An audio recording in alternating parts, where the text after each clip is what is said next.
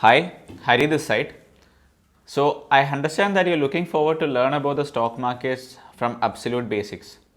So most of us would have heard regarding the stock markets. We must have heard about the Bombay Stock Exchange, National Stock Exchange, etc., etc.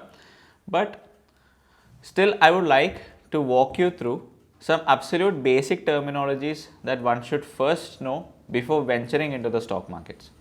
So come, let's have a look at the basics first. So, friends, let's start by understanding the meaning of a stock exchange. So, when we think about Amazon and Flipkart, what comes to our mind? So, Amazon and Flipkart is nothing else but a platform where buyers and sellers meet. So, let it be you willing to purchase a laptop. So, let it be the fact that you're looking forward to purchase some mobile phone. So you always have a look at Amazon. Why? Because you get to know what is the price that is being quoted by different sellers. What is their reputation? How much time will it take to deliver, etc. And n number of reasons. Same way, we have the stock markets in place or the stock exchanges in place for the buyers and sellers of shares or equities to meet.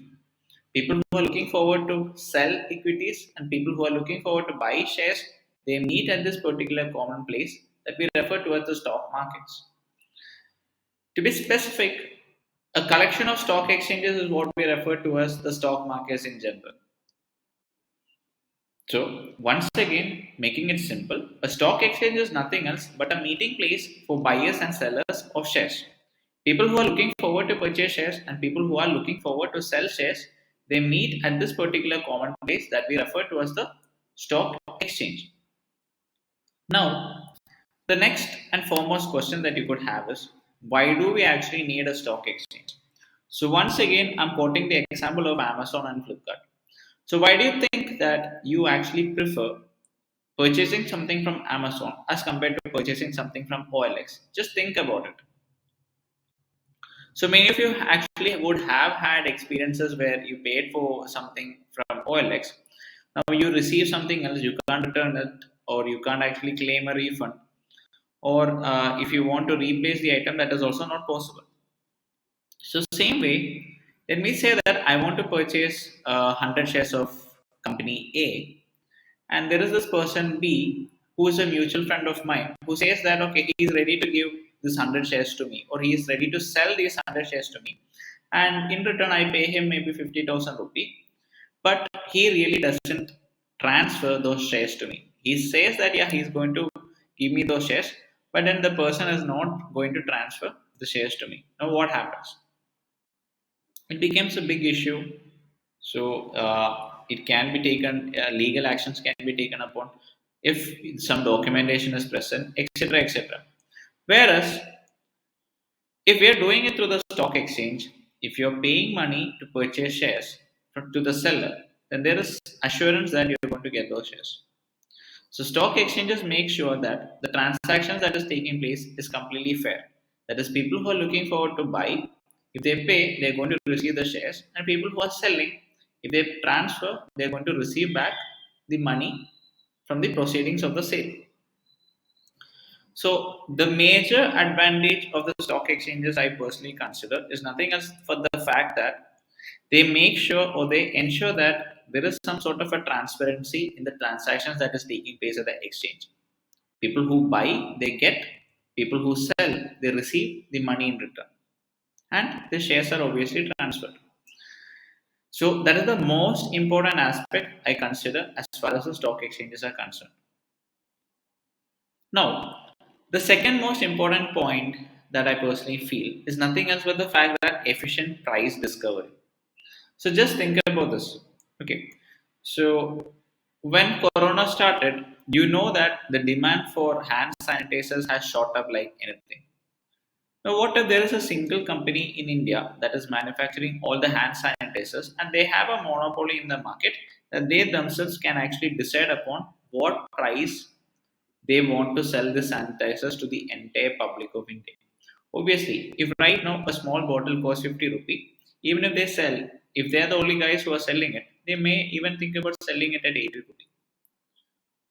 So that is definitely going to be a disadvantage for us buyers or consumers of hand sanitizers. Why? Because we really don't know what is the actual price. We really don't have any other option rather than purchasing the hand sanitizers from this particular company. Now, what if there were multiple people who were manufacturing hand sanitizers and they are actually making it available for the public at different rates? So you also have a provision where you can compare the prices if the availability of the supply of the product is all over India. Obviously, whichever place you're getting at the best rate, you can purchase it, provided the quality is the same. Now, I consider this as a mechanism of discovering the price in a much more efficient manner. So, what I mean by that is at the stock exchange, since this is a common marketplace for all the buyers and sellers, there are n number of people who are buying it and there are n number of people who are selling it. Due to the very same reason, even if one person says, okay, for example, let's say that currently the market value of company A is 100 rupee. Now, let's say that only one single person is having all the shares of company A. Nobody else is having or nobody else is selling it. Now, if this person says, okay, I'm ready to sell it only for 150 rupee, even though the fair market value is 100, people would be reluctant to buy or people won't be having a chance to enter it. Whereas if the shares of company A are distributed amongst n number of people, obviously, just because one person is saying I'm going to sell it for 150, if there are other people who are selling it for maybe 99, 100, 101, still trades would take place or still transactions would take place. Since a large number of people are participating over here, so it is not possible for a person to manipulate prices just like that, since many people are transacting at the same point of time. So this aspect can also be related a bit to liquidity. So in very simple words, liquidity is nothing else but the ease with which some product or some particular thing can actually be exchanged with money. Okay, so liquidity is the process in which something can be exchanged with money. For example, let's say that I have 10 grams of gold with me. I want to sell it. I definitely had to find a buyer. I might kind of consider going to a jewelry or a jeweler who would be ready to accept this. So most probably, like the people who are going to accept this, if it is a jeweler, most likely that he's not going to pay me. Rather, he'll give me an option to exchange my old jewelry with something. Else, I should go to someone else who is purchasing all jewelry. Whereas in the stock markets, this is a very liquid place. Liquid place means you can easily exchange the shares with money. Our market timing is from 9:15 a.m. to 3:30 p.m. for the stock markets in India. So during this time, a huge number of transactions take place over here. This huge participation taking place between buyers and sellers. Due to the very same reason, if you want to sell something, you are not going to have a hard time like selling gold, roaming around the streets or roaming to vendors selling gold. You're not going to have a hard time here. If you want to sell something, you place a sell order. So after your sell order being completed, the proceeds of the sales are going to come back to your demat. So you can withdraw it back to your bank account. So it's pretty easy. Due to the very same reason, we say investments in the stock markets are liquid form, are very liquid. Means you can easily exchange it with liquid cash. So it is even more liquid than FT. If you want to break an FT, you must be definitely knowing the process. It's kind of a bit cumbersome. Whereas in the case of stock exchanges, if you want to sell off something, you can do it pretty much smooth. Now, to summarize all, I just wanted to highlight these are the three major factors why we actually need a stock exchange. The most important factor being that if you sell something, you're going to receive cash for whatever you sold. And when you buy something, you're going to get those shares in your demat account and nobody defaults. So stock exchanges make sure that this process is actually done in a pretty transparent manner and you can actually discover the price. That is, if just because somebody says, okay, this is the price, that doesn't become the price.